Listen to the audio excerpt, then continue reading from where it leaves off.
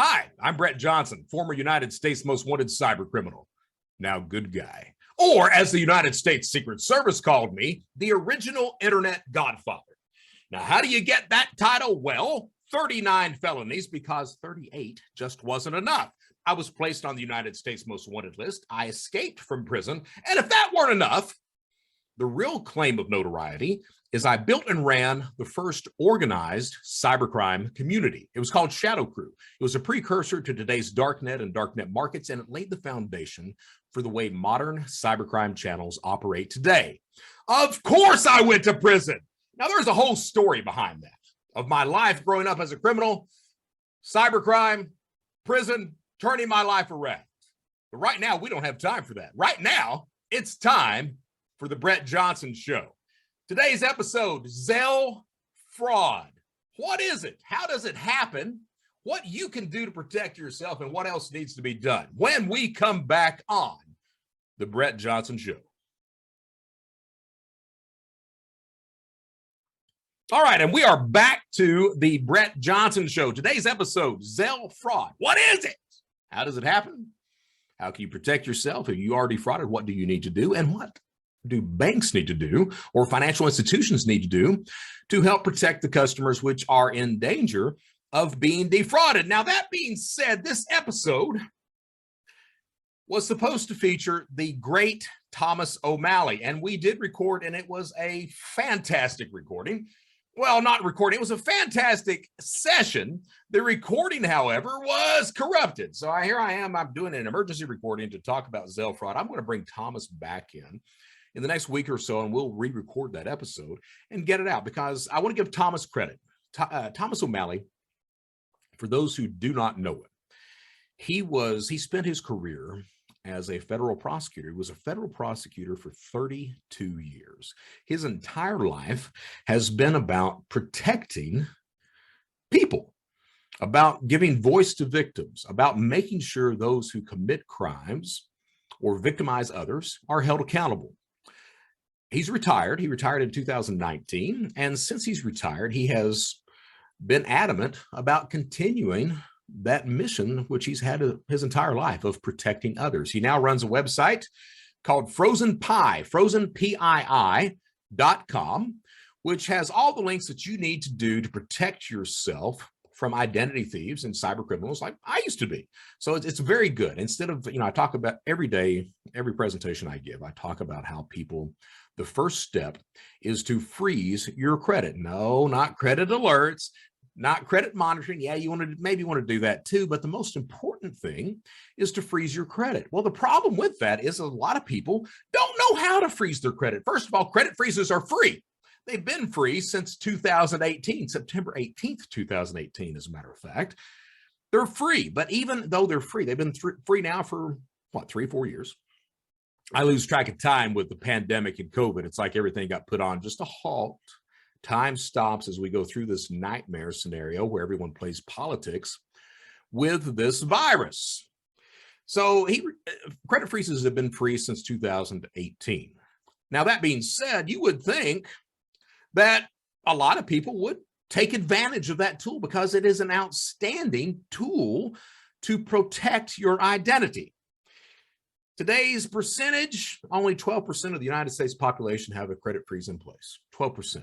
And everyone in the United States needs a credit freeze, even the kids, even children, because children are the #1 victims of identity theft. 25%, 1 in 4 kids will be a victim of ID theft. That's because of tax fraud, medical fraud, and this thing called synthetic fraud, which will eat you alive if you are a merchant, a creditor, a financial institution.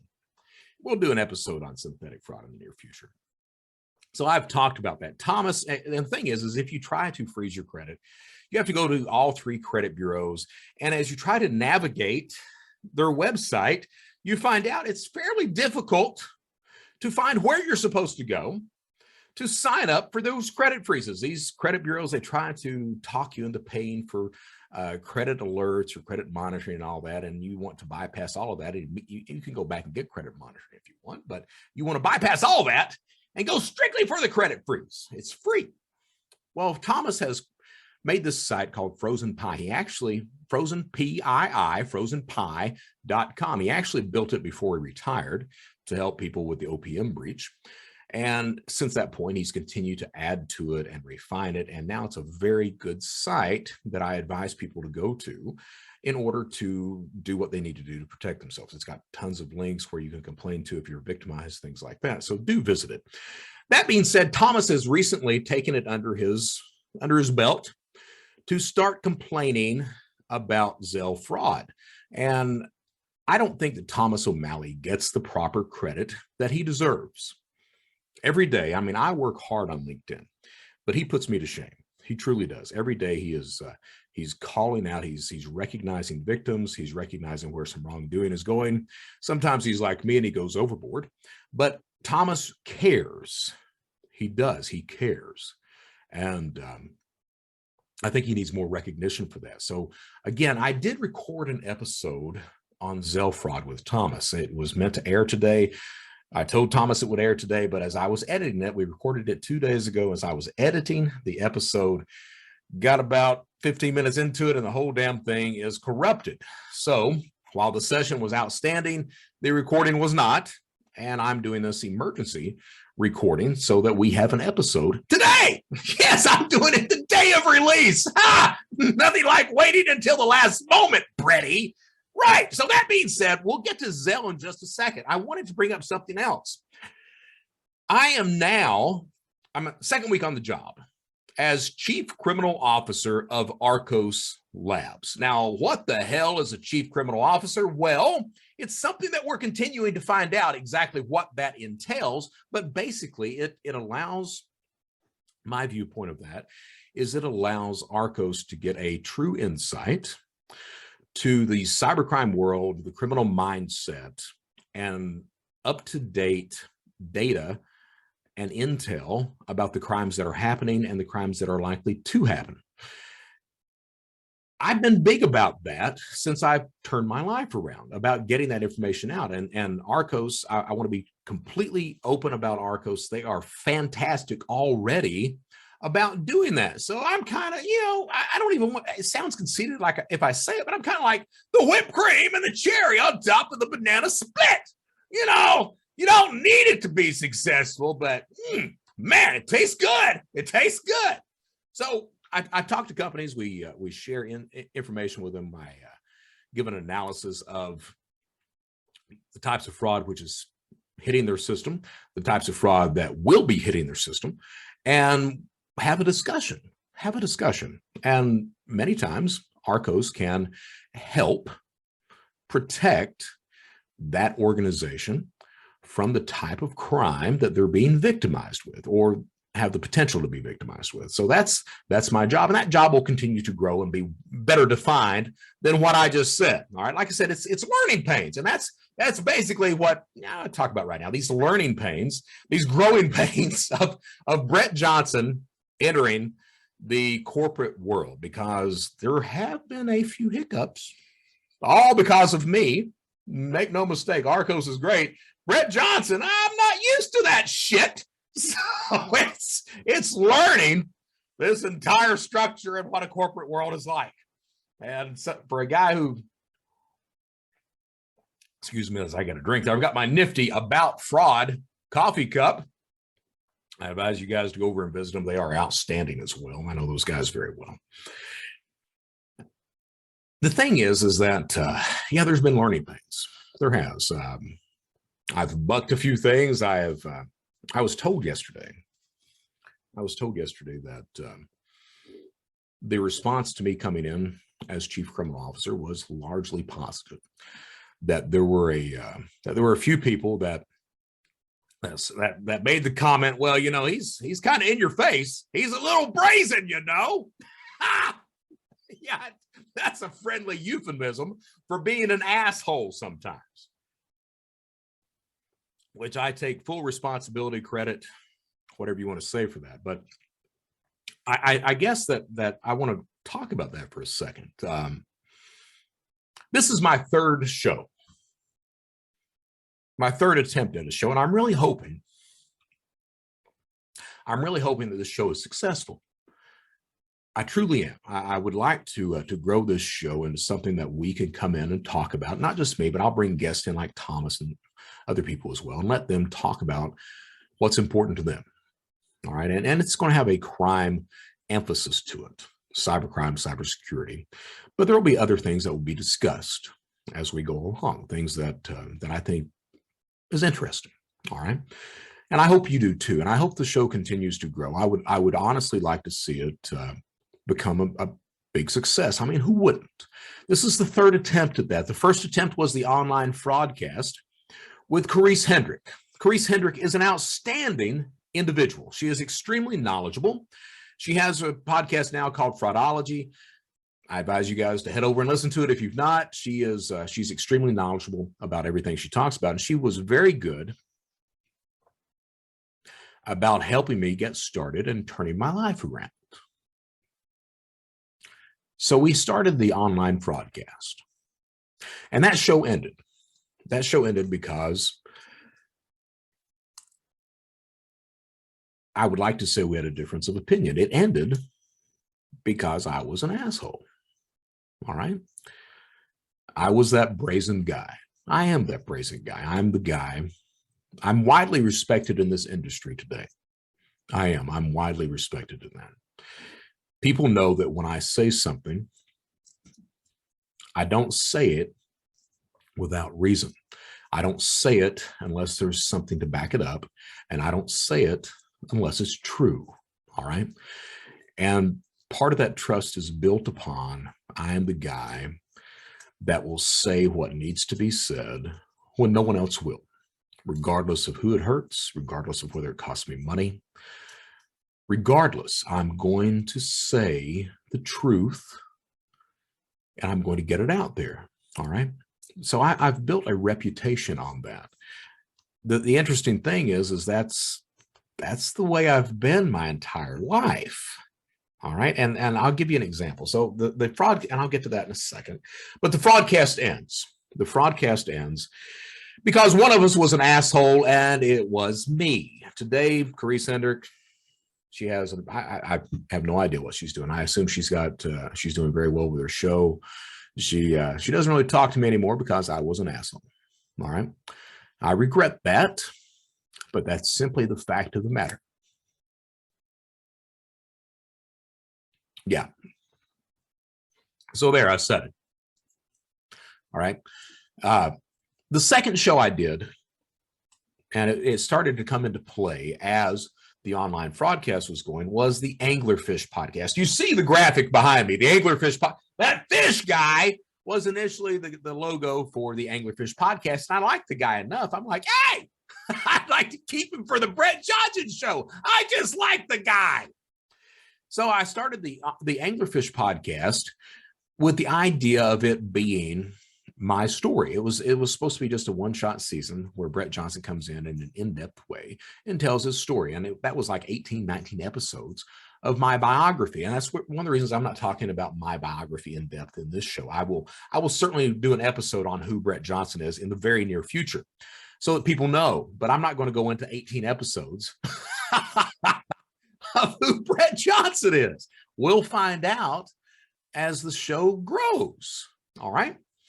So that started the Anglerfish podcast, and I wanted to talk about other things. I wanted to talk about my thrust has been, since I began this legal career of mine, my thrust has been to protect consumers. All right.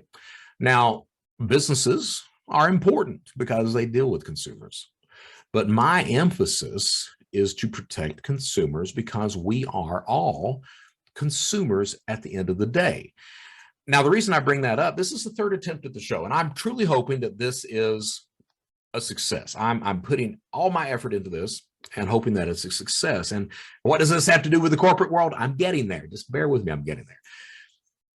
The Anglerfish podcast, we were the first 3 episodes, I bring my sister Denise in, and we were recording and talking about the abuse that we had both lived through as children. And there was a lot of abuse, guys. There was a lot of abuse. My mom was My mom is a narcissist. She was a drug addict. She slept around on my dad all the time. She was very abusive. And when I say abusive, I mean physically, emotionally, mentally, verbally, negligent, everything else. That was my mom. She played mental games with me and my sister.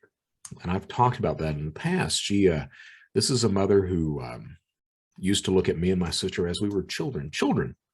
When I say children, I mean children, 5, 6 years old, would look at us and tell us how she had given up her life for us, how one day she was going to disappear and she wouldn't come back, how we would find her dead in a ditch somewhere, everything. And I grew up with that. I grew up with her, leaving me and Denise at home for days at a time. That's where my life of crime begins. Is because we were left at home for days at a time. We didn't have any food in the house. Denise comes in and she shoplifted some food and we start stealing food. That's my entry into crime. And it grows from there. This is, my mom used to, if there was one instance where she had marijuana and it goes missing, she had misplaced it. So she thinks that I've stolen. I was 10, 9 or 10. She thinks I had stolen it from her. And it's December, heavy snow on the ground. And she locks me out of the house for hours because of that. So me and Denise were talking about, the beatings, the negligence, the leaving us at home, the type of role model she set for us, things like that. And yeah, we both cried a lot and we laughed a lot. And the thing is I was listening to the recording of the episode playing back, and I said we laughed a lot, but as I was listening to it, it occurred to me that the only one laughing was me. I was the only one. Denise never laughed at all. It was just me. I guess that's a defense mechanism, right? It's a defense mechanism. I mean, some things are too painful to do anything about, but laugh. The reason I say this, the reason I'm talking about this is that at one point during the recording, Denise says that she always thought someone would come and save us. And my response was, I knew no one ever would. And I think that really defines, I'm sorry, hell, I may get emotional every episode. My traditional therapy has been, since my legal career, my therapy has been going on stage during presentations and getting out the truth about who I used to be and how I was given the opportunity to turn my life around. And hell, it may be what this show turns into to a degree too. So bear with me. But if you think about those statements, my sister always thought someone was going to come and save us. I responded, I knew no one ever would. I think that really sets the path for both of our lives. And this is getting into what I'm talking about, why I bring up my position at Arcos and the hiccups that have been going on as I'm learning to be part of the Arcos tribe. Denise says that. Denise always thought someone would come and save her. Now, she grows up to be a good, productive citizen. She's a great parent. She's a great teacher. She does everything above board and by the book, but she's angry. My sister leads a life of being angry. She's almost constantly angry. She has trouble dealing with her anger. And that's because of the childhood and the abuse that she was subjected to. She always thought someone would come and save her, and they never did. Me, I knew from the get-go, no one would ever come and save us. If you were going to do anything, you had to do it yourself. The only tools that I was given as a child were those of a criminal nature. I grew up with a mom who was a criminal. Not only my mom, but every single individual on that side of the family. They were all criminals, and I grew up in that environment. I grew up with that type of mentality being hammered into me. I'm gifted with a very good voice. I'm gifted with a stage presence from hell. You see me on stage, and I'm really good. I'm really good.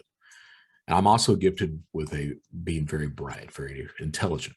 But the tools that I was given as a child were criminal tools. That was the way of life. That's what was my normal. I didn't meet my first good person until I was 16 years old. And there was an English teacher who took me under her wing, and I excelled under that woman, under her tutelage. I became the best actor and actress in the state, won those awards. I became one of the top academic students in the state. I was really the top guy in the school when it came to those things. And when that ended, when I got out of high school, a set of circumstances that we won't go into, we'll go into later, I'm sure. I went right back to the types of fraud and crime that my mom and that family committed, and finally branched off on my own. And we know what happened, shadow crew and everything else. But the point is that Denise, her statement led to her leading a productive life, but a life filled with anger. My statement led to me adopting the attitude, if anything's going to happen, I have to do it myself. I have to protect my sister. I have to protect my sister from that environment. I have to do these things myself. It's only up to me. I can't rely on other people. So I become, over time, I become a career criminal, and I serve time in prison. And then I'm granted the opportunity to turn my life around, and I do. And the entire time, I laugh a lot, because there are some things that are too painful to do anything about other than laugh. I'm a guy that I fully believe that if I stop and stare long enough back into the abyss will overtake me. So I have lived that life of doing things myself. My wife, she gets mad at me because I don't want her to help me with anything. I want to do it myself. I don't expect anyone to help me. And I get mad when someone tries to do that. That's my personal life. Business life? Well, it's none better. It's none better. I view my career today as I need to do everything that I can to call out the wrongs and protect businesses and consumers. I take that viewpoint. I've always took that viewpoint. If it's going to be done, I need to do it. All right. As a criminal, I'm a very principled person. I know that's odd for a reformed criminal to say that, but I am a very principled person. When I was a criminal, I was very principled as well. It was just that my tribe were criminals, and my principle was to protect them with everything that I could, that it was my job to do that. And that attitude, that individual singular attitude, led to the platform of cybercrime that we have today. I don't really brag about that a lot, and I don't want to brag about it now. But at the end of the day, I am the son of a bitch that's responsible for why cybercrime succeeds as much as it does today. That trust mechanism that I talk about in conferences, and we'll do a show about it. But I was the guy that did that because I considered those criminals, of which I was one, my tribe. And it was important for me to protect them. Now I have a different tribe. I was given the opportunity to turn my life around, and I took that opportunity. I did. I took it. I couldn't have done it myself. I want you to know that I could not have done it myself. If it would have been just me, I would be back in prison. It was because people helped me. People like Carice Hendrick helped me. Neil O'Farrell helped me. Keith Malarski of the FBI, he comes in, takes me under his wing. He helps me. Sterling McBride over at Microsoft, he believes in me enough to give me a chance to work under Microsoft, which really springboards this entire thing to establish enough trust with the entire industry that I was given that opportunity to turn my life around. And certainly it was a lot of hard work on my end as well. If I hadn't chose to do that, none of that would have done anything. And the reason I say that is I was given that opportunity back when I was initially arrested back in 2005. The Secret Service comes in, two outstanding individuals, Brad Smith, Bobby Kirby. They were Secret Service agents, and they were great human beings. They wanted me to turn my life around, and I was not of that mindset because my tribe was not theirs. The only thing that I cared about my tribe, the only thing I had left that I considered being part of was my fiance. I had lost everything else at that point in time, and I was adamant. The only thing that I wanted in life at that point was to make sure that relationship succeeded. And I would do anything and everything that I could to make sure it did.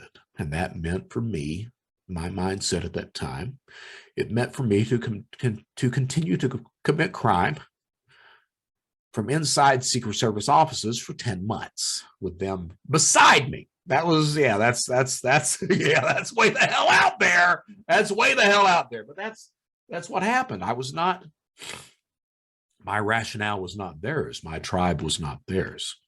My goals were not theirs. We were not aligned. So I have been that guy. And as a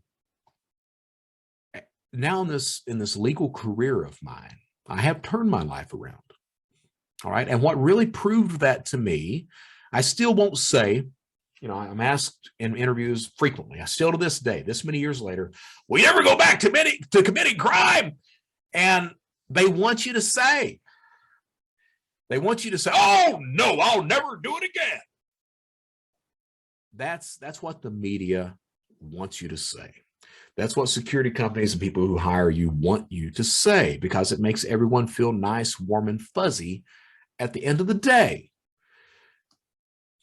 There's a truth that people don't like to talk about. And that truth is that crime often, especially with a background like mine, crime often is an addiction. It's an addiction like gambling, like drugs, like alcohol. It's an addiction. And for you to come out and say, oh, I would never do it again. That's opening yourself up to being blindsided and going back and doing it again. So I don't say that. What I do say is I know what my triggers are.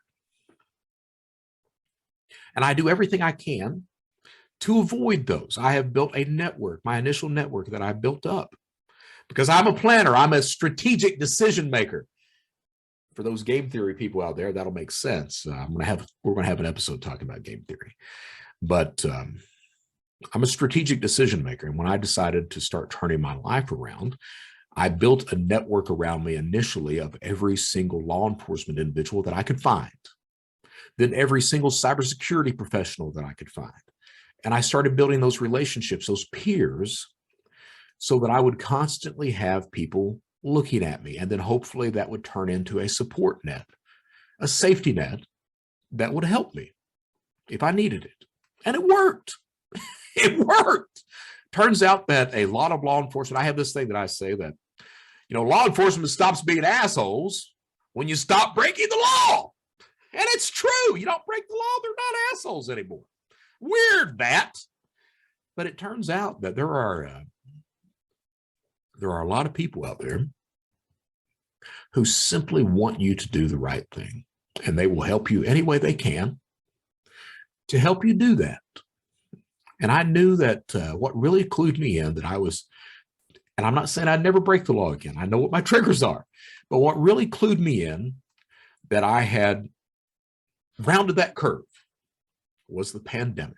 And I mentioned that last episode, and I'm going to mention it this episode. I'm going to mention it because I'm proud of it. I don't brag a lot, but I'm proud of that. You know, I truly believe I'm the only fraudster that went broke during the pandemic. And, you know, I had that round table with the family, told them that the way the story ends, because, you know, the pandemic was shutting down all businesses everywhere. The way the pandemic ends is with Brett Johnson back in prison for 20 years and all that. And I told everybody that would listen, and they all came. They all took me in under their wing, continued to check on me, and gave me that support that I needed to get through it. And it was also my choice, you know, my choice of, I'm not going to break the law. Even though the federal government is giving money, as much money as any criminal can take, they're just giving it away. I'm not going to do that. And I didn't. And I'm very proud of that today. And I think that part of the karma, and yes, I know how karma operates. I know it's supposed to be in the next life, not this one. But I think that for the redneck karma that's out there, I think that has paid off with the way that business is coming back. Now, I've been named Chief Criminal Officer of Arcos. I'm now part of the Arcos tribe. I'm part of a few tribes right now. Part of the Arcos tribe. I'm working with other companies as well, talking with a couple of identity verification companies to come in and help them with their products as well. So I'm leading a very blessed life. And I've said it before, for those who have listened to me, I lead a blessed life that I don't think I deserve, but which I am extremely grateful for. And I take the responsibility that has been bestowed upon me, that is expected of me. I take my job very seriously. And my job is to protect people and businesses from the type of individual that I used to be. Now, the reason I say that, go back to that childhood statement that I said. You know, I knew no one ever would come and save us. If it was going to happen, it was going to be me. And I've led my life like that. It's damaged relationships as I continue to try to learn what a healthy relationship is. It's damaged friendships, as Carice Hendrick will tell you. It's been detrimental, while also being highly successful in certain areas. All right. So it's done both. But in this industry, I have built a name and trust based on being the guy who will say what needs to be said, regardless of who it might hurt.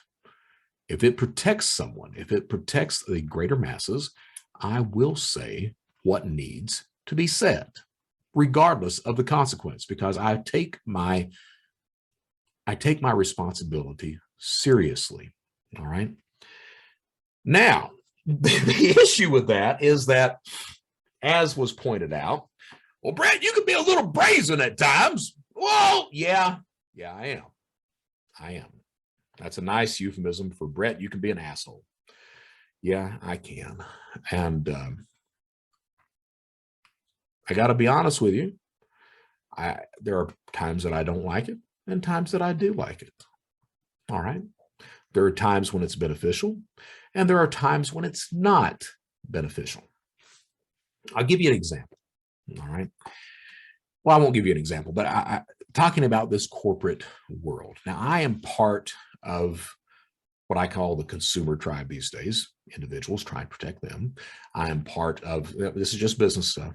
I'm part of that consumer tribe. I'm part of the cybersecurity tribe, where I talk about the problems of cybersecurity and try to help businesses understand how criminals will attack your business and what you need to do about that. So I'm part of that tribe. I'm part of the Arcos tribe too. And all three of these things work in alignment. They do. They are all aligned. Now, Arcos is a fantastic company. The industry is full of fantastic companies. They are. All right. There's over 75. I don't know what you guys doing. There's over 7,500 security companies out there. Over 7,500. There are some which are snake oil salesmen. Yes, there are. And as we know, I don't hesitate to call some of those people out. But a lot of these companies their goal is the same as mine, to make things more secure and safer for us all. They care. They want to do the right thing. All right. The way I have went about that has been that as an individual, if it's going to get done, I need to do it myself. You know, it's up to me to launch that one-man campaign against ID me. I'll do it. I'll do it. I don't know what's going over there. It's wrong. Nobody else is saying anything. By God, I'll say it. So I've had that attitude, and it's difficult.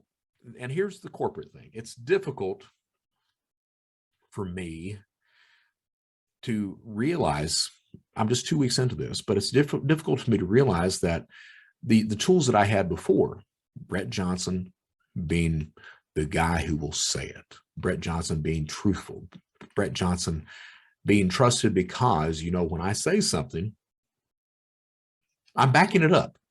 I'm not just pulling that shit out of my ass. I'm backing it up. There's something behind it. All right. Those are the tools that I've had, and I've used them, and I've become successful doing that. I've built a name of trust being that guy, and I'm not going to change that. But the interesting thing is that I now have a new set of tools, access to a new set of tools. Arcos, by bringing me in as chief criminal officer, I now have the opportunity, and Arcos has the opportunity because they do outstanding work again. They have the opportunity to talk to some of these companies that sometimes there's issues with. I have bitched about some companies before. All right. I've been public about that. You guys need to get your shit together, is what I've said. And I've been very brazen about it. And people, as was mentioned to me yesterday, you've been brazen. I've been an asshole. Well, an asshole is fine if that's the only tools that you've got to do anything about, to get it out, say it, and try to force change. And I can do that, and I've done that before. But this new set of tools that I've been granted of being able to sit down with decision makers of a company, explain the problems to them, and convince them in that manner, a logical, rational manner that scares them to death, as well as says, hey, this is how you help fix this stuff. That's a brand new thing that I'm getting used to. So it's learning pains. It truly is learning pains. And we're getting through it. I have no doubt we're getting through it. I mean, I'm the guy that's having to learn this new thing. So it's a process, but it's a process that's going to be very good, very healthy, and hopefully, the hiccups that we've had along the way will subside as I learn the healthier way. I guess that's the best way to put it. The healthier way to go about some of these things. I'm still going to be the guy that says what needs to be said, but I think there's a way to do it. And you have to realize, and that was pointed out, and I know that as well. I've complained about Facebook, some other places as well. And the truth of the matter is that while the overall philosophy may be indicative in some places of not caring, there are some people at these companies that care. They don't want bullshit going on. And those are the people you need to talk to, because they'll get it in front of other people. And finally, maybe we can force some change that matters, instead of just some son of a bitch sitting back barking, hoping that he barks loud enough that things matter. And to that point, I've alluded to it before, but I was told one of the reasons that the show ended, the broadcast ended, was that difference of opinion. I was told that, no one would ever listen to anything that I said. And I took exception to that. And people do listen to what I say. They do. But there's a way to do that in a healthier way than simply lambasting and being incendiary. And I'm not always like that. I typically am a guy who just says it, all right, without being incendiary. Sometimes I am, and that's a mistake. So we're going to lighten that up. We're going to continue to be the guy that says it, but we're going to lighten that up, and we're going to take advantage of the tools which have been granted to me by Arcos and this relationship with Arcos. I mean, Kevin Goschalk's the CEO over there. He knows he's got a fine grasp of what the cybercrime mindset is and how to help combat that. And like I said, I come in and I'm able to also give another vision of the way cyber criminals operate from my past cybercrime experiences. Now, that being said, now that's enough of that. I don't know how long I've talked, but that's enough of that. We're talking about Zelle fraud today. I had recorded an episode with Thomas O'Malley. Episodes got corrupted, so now I'm on my own to talk about this, and we're going to bring Thomas in later on to talk about Zelle as well. So, Zelle, EWS, early warning services. And I like early warning services when they're doing security. I first became aware of early warning services because I was working with Identity Guard. Identity Guard was had real-time data that would inform an individual if an individual had signed on to credit protection or credit monitoring services. Identity Guard had real-time data, and I was working with them doing some presentations talking about the benefits of that and how it really helps to protect yourself against crime. And the discussion about EWS comes up because individuals don't have access to EWS, but Identity Guard at that point in time, they were using EWS, had access to that database. And example, a criminal comes in, tries to take over your account. He changes any aspect of that account information. So an account takeover, typically, what you want to do as a criminal is you want to change the phone number that's on file, or you want to change the shipping the billing address. All right, shipping and billing, and that allows you to take over the account. Typically, it's just the phone number that you want to change because any type of problem with the account, say you want to do an ACH or anything else the criminal does, they call the phone number on file. And if the criminal is controlling the phone number, he controls the account. So EWS was very good about immediately alerting the individual if anything had changed on the account whatsoever. I mean, it was fantastic. And EWS did a great job on that because they had access to all the rails on these major banking platforms. All right. Now, EWS, somewhat along the ways, they start seeing the competition from fintechs. And, I'm down on fintechs to a degree because a lot of the times fintechs, they develop a product which is outstanding without really ever considering the nature, the ways that fraudsters will use that product to profit. And it always happens. A fraudster is always looking for ways to profit. At the end of the day, the driving force for cybercrime is profit. If you're not putting cash in pocket, you're useless. So you're always looking for ways to put cash in pocket to make money, steal money. So EWS was very effective on that. And I agreed where I liked EWS very well. But EWS starts to see the writing on the wall with fintech services, these payment transfers. They're like, we got to do something. Well, they had access to the rails, banking rails, and they're like, shit, let's do our own thing. And it becomes Zelle. Now, Zelle, I have, for those who don't know, who may not be aware, Zelle allows you to send money from one individual to another. It doesn't cost you anything to do that. All right. So I can, if I have your email address, I can add you to my Zelle's automatically. I bank with Wells Fargo. All right. And I joke that I bank with Wells Fargo because one criminal deserves another given their history and my history. But I bank with Wells Fargo, and I continue to bank with Wells Fargo because they've been very good. I'm not the usual client. Let's be honest. I'm not the usual customer. They've been very good about protecting my account. If I have chargebacks, usually once a month, I'll have a list of chargebacks and I'll say, hey, this is not right. This is not right. This is what happened. And they don't question that. There was one year I was compromised. My cards were compromised 4 times in 1 year. And they never questioned it. They gave all the money back that had been stolen out of the account, everything else like that.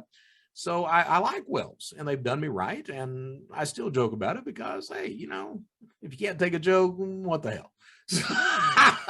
So that being said, Zelle is added. You do your online banking, Zelle was automatically added to everyone's accounts on these 8 major banks. All right. Now it's over 10,000 different institutions which use Zelle, credit unions, everything else use Zelle as well. It's great. It's great. It allows you to send money to someone. If you have their email address, name, you can put that information in and it'll allow you to send X amount of dollars. All right. Now, the issue with that is, I said just a minute ago, if you're a criminal, you are always looking for ways to profit. Now, let's stop for just a second. At the end of the day, everything boils down to trust. All right. For a criminal to defraud you or a company, he has to get either an individual or an organization to trust him enough that you give him what? Information, access, data, or cash. Most of the time, cash. All right. Cash is king. Still to this day, cash is king. So in order for you to do what he wants you to do, he has to get you to trust him, whether you're an individual or a company. So how does a criminal establish trust with that potential victim? And I don't care if it's an individual or a company. A criminal establishes trust. A cyber criminal establishes trust 3 ways: technology, tools, social engineering. Technology, it's our cell phones, it's our laptops, it's our desktop computers. We inherently trust the technology which is given to us. We may not understand it a lot of the time, but we trust it. For some reason, we trust it. It's that device. It tells us where to go. It tells us how to get there. It tells us when our appointments are, when our calls are coming up. It runs our lives. We trust it with our information. We trust it with the news that comes across the line. That's the problem with fake news. We trust the news that comes across the line. We don't really verify anything. We just trust it. What we don't understand is that criminals use a variety of tools to manipulate that technology. They use spoofed phone calls.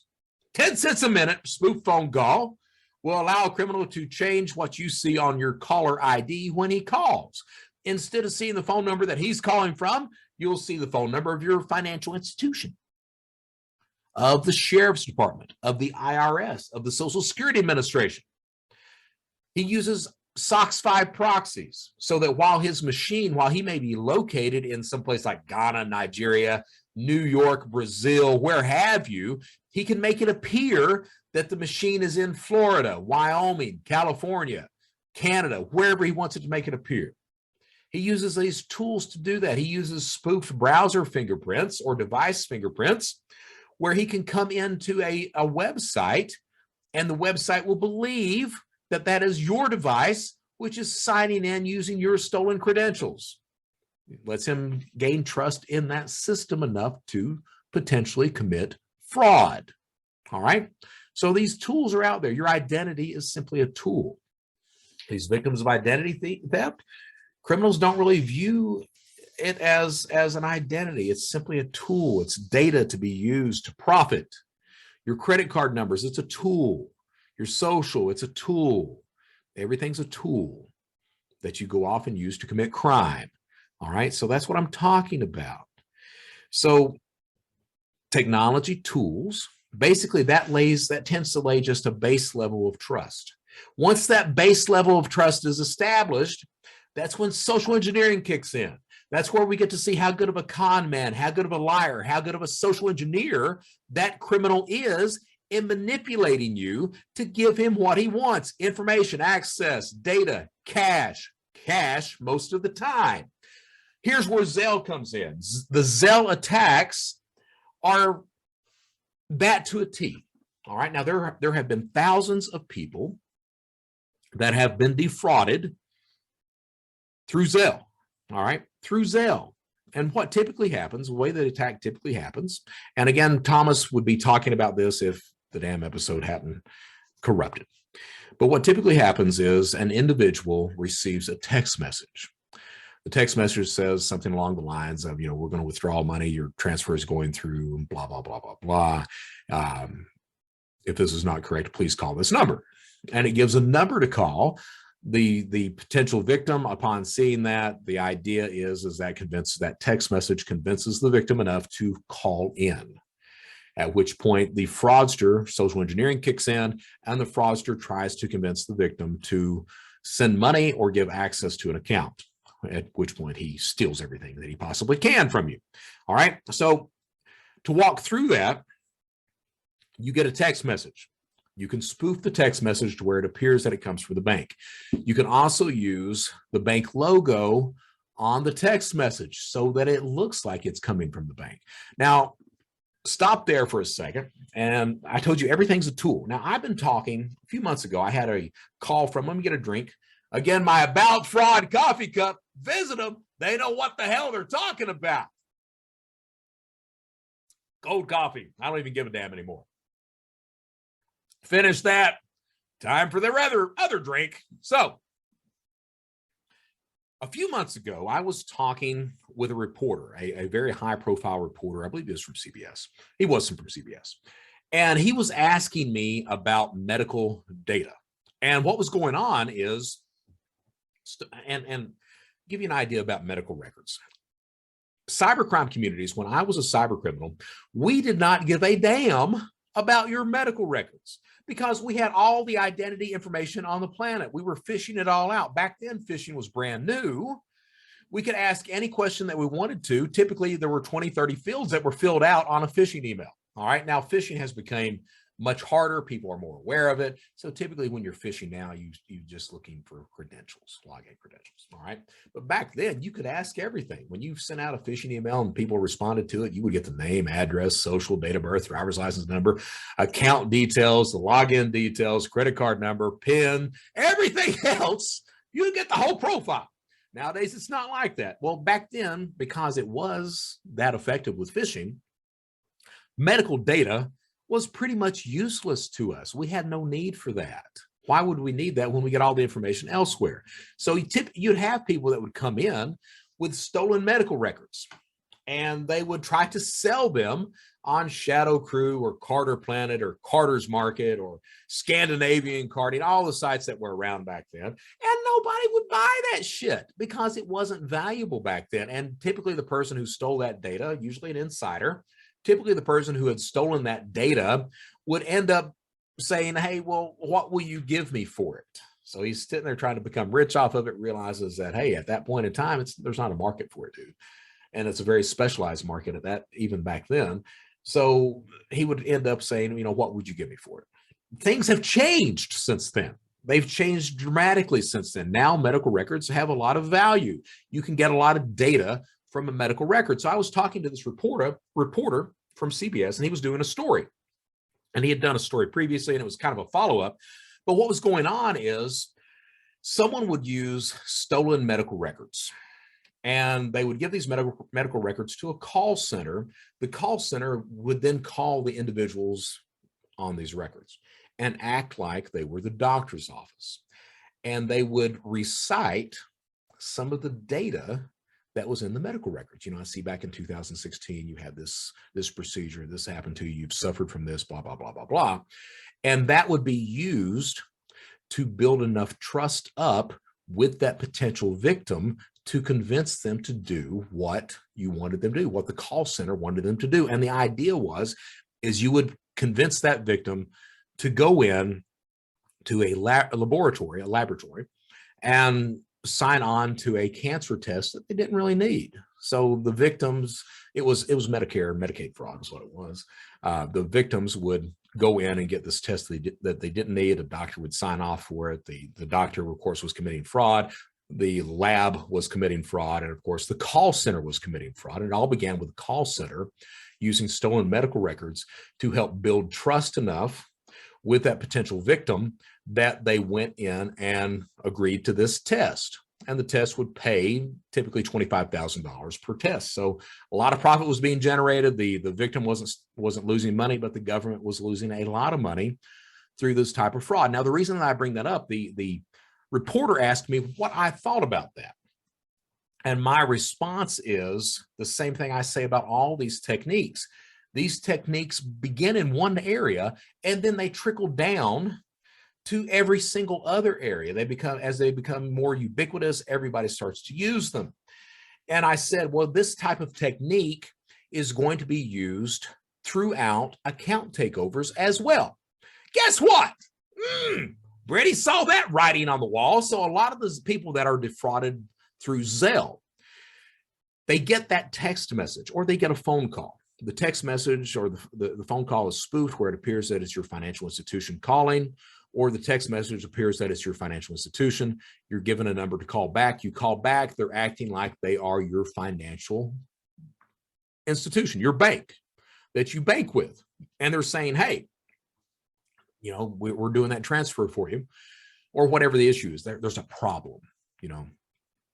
We need you to secure your account. It's trying, again, a scam works by building trust and also by getting that potential victim to act out of not logic, but emotion, a knee-jerk type reaction. We've got this problem. So you have to establish trust with that potential victim. So the victim on Zelle fraud gets the text message, gets the phone call. On the other end of the line, once a human being is put in place on the other end of the line from the victim. So again, technology, phone we trust, tools, spoof phone call, or the SMS coming through, lays a base level of trust, gets that potential victim to call in.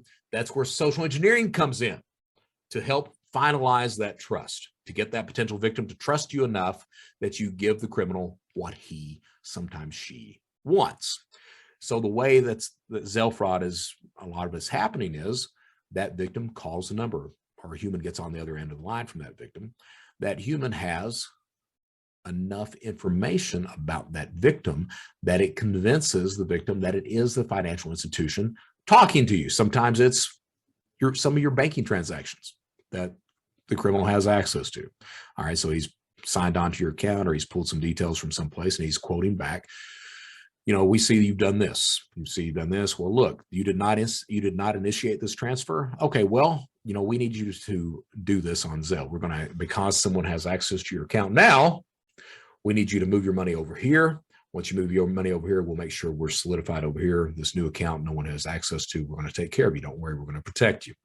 So they build trust by reciting details that only the financial institution should know. It's kind of a reverse KBA. See, now in the United States, everything's based on KBA, knowledge-based authentication. Those are the security questions that you're given or asked when you try to open up an account or change information on an existing account. Well, this is almost a reverse KBA. This is a fraudster telling you things that only the institution should know in order to get you to trust them enough that you give them information, access, data, in this situation, cash, that you give them cash. And you react. So you send that Zelle money, you send that money over by Zelle. That is not a sophisticated crime. And here's the other lesson of the day. Cybercrime is not sophisticated. It's not. I've said this before. I'll say it again. The media, news, a lot of security companies out there, they keep painting this picture of cyber criminals as these upper tier computer hackers able to break into any computer system they want to. Like, yes, no, that's not the way it works. There are some attackers like that, but their numbers are extremely small. The 99% of attackers out there, they are just very good social engineers. They know what it takes to manipulate you into giving up one of those four things: information, access, data, cash. If you're not putting cash in pocket, you're useless. So this is a social engineering attack. The problem is that you're dealing with an attack that is layering enough trust on there that it becomes extremely difficult to realize that you, the consumer, you are being scammed until it's too late, until you realize that, oh shit, that wasn't the bank. Now, what happens? And here's where we talk about responsibility. All right. If I send money to a scammer using a credit card or a debit card. All right. And I realize I've been scammed. I have protections by using that credit or debit card where I get my money back. That's a fact. That's a fact. All right. As long as I've just not been criminally negligent, I am protected when I use my credit or debit card. There are no protections in place when a consumer uses Zelle. All right. And financial institutions have been adamant about fighting any attempt to put protections in place. They've been adamant about it. The philosophy has been one of, well, Zelle itself is secure. And because Zelle is secure, it's user error that's resulting in this crime. It's not our fault. It's the user's fault. They chose to send money to the scammer. That is a bit, to me, that seems disingenuous. That seems disingenuous because if I use a credit or debit card, I have protections. I do. I'm using Zelle, which is bank ran, and I don't have any protections. If I do the exact same thing with a card that I did with Zelle, I get my money back. If I don't, if I use Zelle, I don't. Now Zelle tells you to make sure you know the person that you're sending money to, everything else. That's nice that they say that, but it's not effective. Because if you're convincing that potential victim that you are the financial institution, if you're using a variety of tools and social engineering techniques to do that, understand that these criminals, this is not a one-time thing. This is not just, hey, I'm deciding to scam someone today. This is their career. They are experts at this. Their expertise is doing this type of crime. Do you think that you don't have the potential of being a victim? Everyone has the potential of being a victim. And this comes in with this idea that I've been talking about for a while now. This entire world seems to operate on siloed security, where each vertical, each silo, each institution, organization believes that by protecting itself, its own space, its silo, that by protecting itself, everyone else can protect themselves. And when chained together, everything works great. It would become a more secure, safer world. That is false. That's absolutely false. Criminals learned a long time ago to defraud each silo based on its own merits. They chained those attacks together to defraud someplace else or to attack someplace else. That's the way cybercrime works. If you don't believe that, just look at synthetic fraud. That's that siloed chain attack to a T. You defraud the Social Security Administration, you defraud the credit bureau system, you defraud the creditors, and then finally you defraud the merchants. Each silo protecting itself, but what happens is you've defrauded one space here in a way that it can be defrauded, that silo doesn't even consider or respect or try to defend against, defrauding it on its own merits.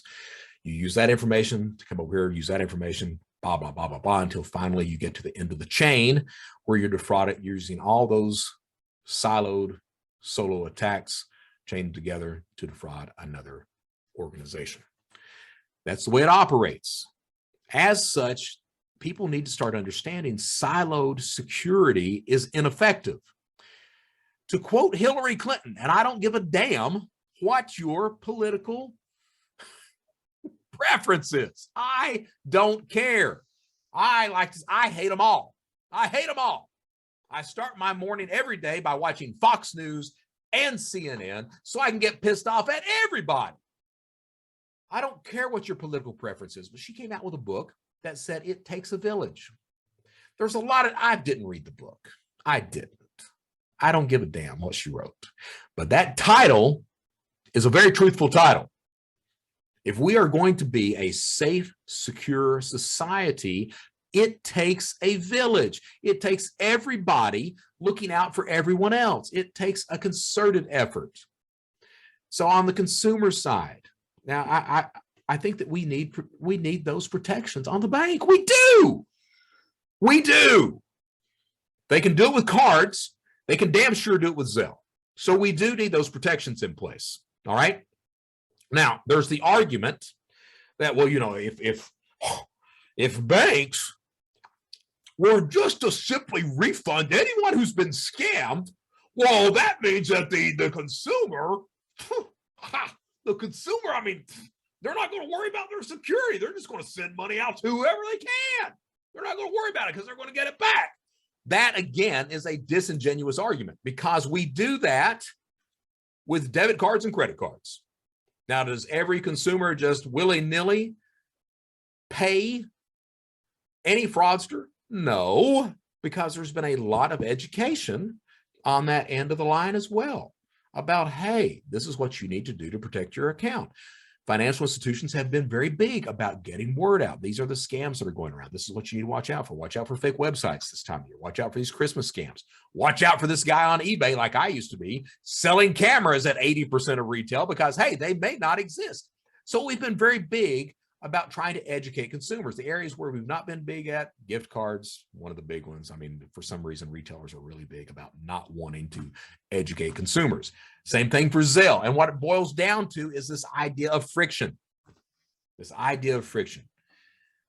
When a legitimate customer comes to a business, you want that legitimate customer's transaction, their interaction with that business to be smooth, to not have any hiccups, to be without ripples, to be frictionless, all right? But you want to cause as much friction as you can to any nefarious people, any attackers, any criminals that come to that. You want to cause them as much friction as you possibly can.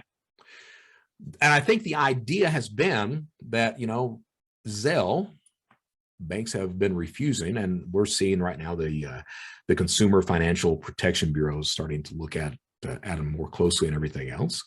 And we're going to see protections put into place. We are going to see that. They're going to be forced to do that. There's been an effort by a lot of financial institutions to fight that we don't want regulation. We don't need it. Zelle's secure. Well, that again is somewhat disingenuous, all right? Because you're absolutely right.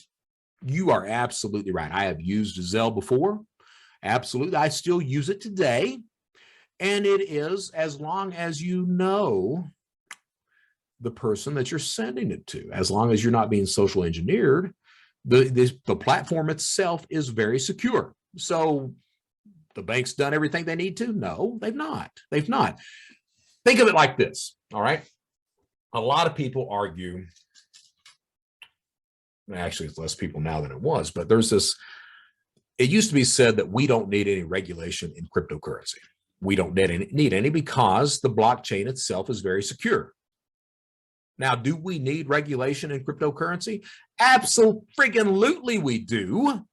Because if you look at it, there's all kinds of money laundering. There's all kinds of criminal activity. A lot of times we don't know who's buying these things, how they're cashing it out, where they're getting the money, anything else. There's all types of social media scams, social engineering scams that surround cryptocurrency. Anyone today can create any type of token they want to, get investors to come in or buyers of the token to come in and then do a rug pull, basically pull all the money out, leaving the investors completely broke. Their investments vanished, all right? So there's a need for regulation, even though the blockchain itself is secure, unless you're just an idiot and you don't know how to build a blockchain, which, okay, it's not an idiot. It takes some technical skill to do that, but it can be done. It can be done. And sometimes they're not as, oh man, you read every day about how some new token or platform on crypto has been defrauded because the programmers didn't do what they needed to do. Again, illustrating the need for proper regulation to make sure these things are done safely and securely. To say that Zelle doesn't need regulation is much like saying cryptocurrency doesn't need regulation. Just because the platform, the blockchain in crypto's case is secure, Zelle itself, the transactions are secure. No one is hacking directly into Zelle. They're bypassing that and doing a social engineering attack, which convinces the legitimate account holder to send money. Just because that's happening doesn't mean you don't need regulation. You do. You need to be sure that protections are put into place. And the reason I say that, cybercrime is not rocket science. It's not. Committing these crimes, it's not a sophisticated attack. It does not take a computer genius to launch these attacks. It does take someone with the will to do it. And being a good enough social engineer to do it. All right. So that's what it takes. But the tools are there to establish trust. If you're good enough social engineer, you can certainly get that done as well. Sometimes it doesn't even take social engineering. Sometimes it just takes that text message, respond to that text message, and that gets you in there like that. All right. So these protections do need to be put in place because the consumers, most of the time, consumers aren't aware of the fraud that is taking place on that platform, of how people are being defrauded by using that platform. If you visit the Zelle site, there's no mention of fraud. If you visit the bank, your bank login site, and go to send a Zelle payment, there's no mention of that. So people are largely unaware. There's no warning that, hey, you can be defrauded. It says, make sure you know the person you're sending it to. Certainly when I use Zelle, I get that text message saying, hey, I get a text message to my phone or an email saying, hey, are you sending this money to this individual, to confirm that. But if that text message is coming from the bank and you think you're talking to the bank, you're going to say yes. All right. So it's that establishment of trust. That's why this fraud works. You're convincing someone to trust you that you are the bank. And you're doing that by using personal details, account information, things like that. Enough information to establish that trust with the tools that you're using as well. It's a highly, while the crime itself is not sophisticated, that type of attack, it's pretty sophisticated. I know that's kind of an oxymoron, a dichotomy, but it is. While the crime isn't, the social engineering behind it, social engineering gets very sophisticated at that point.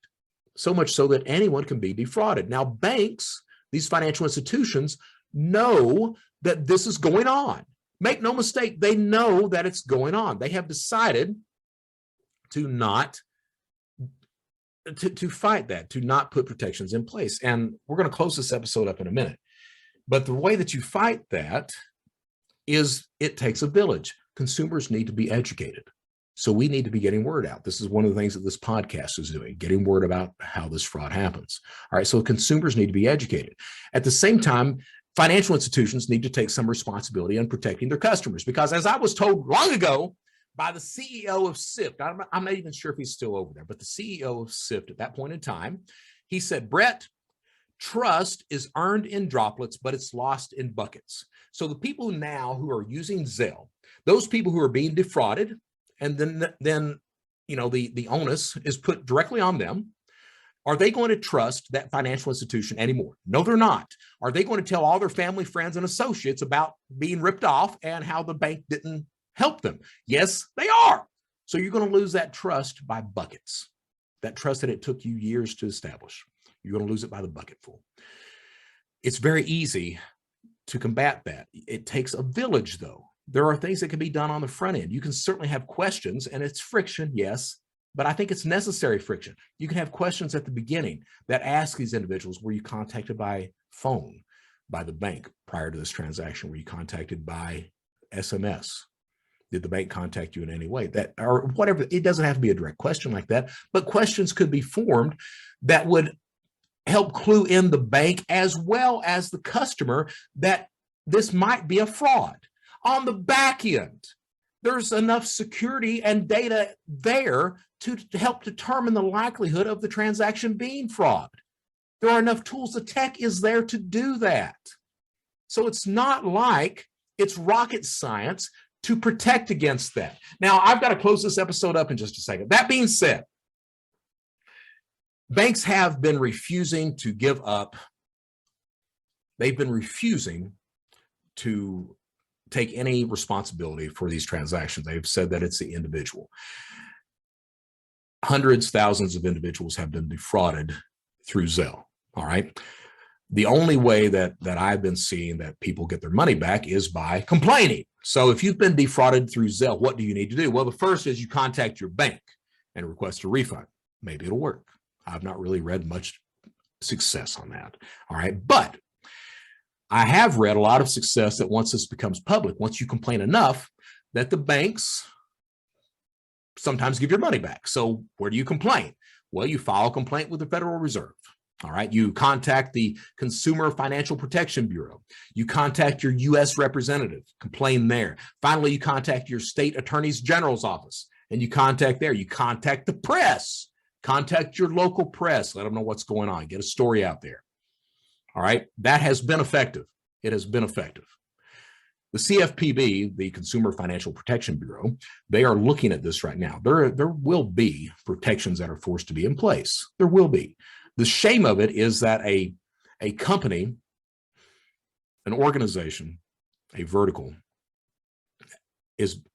they wait until the law tells them what to do in order to do the right thing on this. All right. I'm not saying that the banks are fully responsible. They're not. They're not. It takes a village.